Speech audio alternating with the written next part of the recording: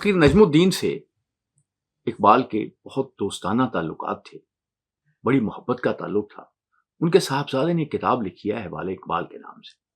اس میں وہ ایک واقعہ بیان کرتے ہیں کہ ایک مرتبہ علامہ اقبال سے کہا گیا، علی حجویری رحمۃ اللہ علیہ کے مزار پہ ایک صاحب حال درویش آئے ہوئے ہیں، ان سے آپ کی ملاقات کروانی چاہیے۔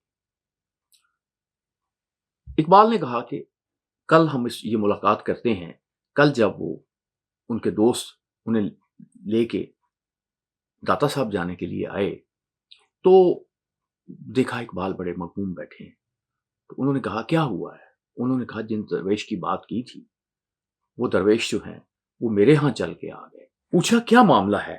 اقبال نے فرمایا کہ وہ درویش خود یہاں آ گیا اور مجھ سے کہا کہ تمہارے سوال کا جواب یہ شعر رومی ہے، حالانکہ میں نے اس سے کوئی سوال نہ کیا تھا، مگر میرا ارادہ تھا کہ اگر ملوں گا تو یہ سوال پوچھوں گا، ہر بنائے کوہنا کا بداں کنند اولا تعمیر را ویران کنند، یعنی جب کوئی نئی چیز بنانی ہوتی ہے تو اسے پہلے جو پہلی بنی ہوئی چیز ہے اس کو ختم کرنا ہوتا ہے۔